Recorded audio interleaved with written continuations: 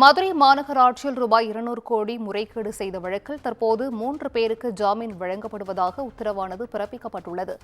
செய்தியாளர் சிவகுமார் மீண்டும் இணைப்பில் இருக்கிறார். சிவகுமார், வணக்கம். இது குறித்தான விவரங்கள்.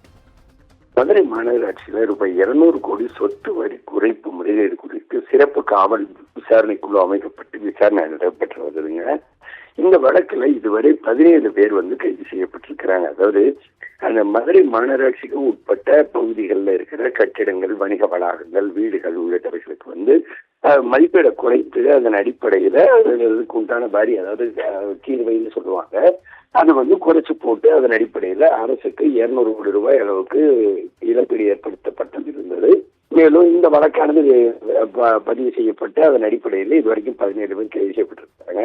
இந்த நிலையில இந்த வழக்கில் கைது செய்யப்பட்டுள்ள மதுரை மத்திய சிறையில் உள்ள ஓய்வு பெற்ற உதவி கமிஷனர் ரெங்கராஜன், அதே மாதிரி கணினி ஆபரேட்டர் கார்த்திக் உள்ளிட்ட 8 பேர் தங்களுக்கு ஜாமீன் கோரி உயர்நீதிமன்ற மதுரை கிளையில மனு தாக்கல் செஞ்சிருந்தாங்க.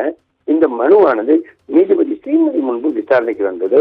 அப்போ அரசு தரப்புல கணினி உட்பட தொழில்நுட்ப கருவிகளை கைப்பற்றி விசாரணை நடத்திட்டு வரோம், ஜாமீன் வழங்கினா விசாரணை பாதிக்கும் எதிர்ப்பு தெரிவிச்சாங்க. மனுதாரர்கள் தரப்புல விசாரணைக்கு முழு ஒத்துழைப்பு வழங்குவோம்னு ஜாமீன் வழங்க வேண்டும் வாதிட்டாங்க.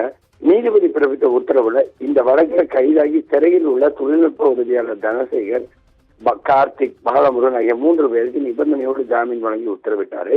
நாள்தோறும் அதன் தொடர்புடைய காவல் நிலையத்தில் ஆஜராகி கையெழுத்திட வேண்டும்னு நிபந்தனையோட ஜாமீன் வழங்கி உத்தரவிட்டிருக்கிறாங்க. மற்றவர்கள் ஜாமீன் கோரிய வழக்குல விசாரணையை செப்டம்பர் 8ஆம் தேதி ஒத்தி வச்சிருக்கிறார்.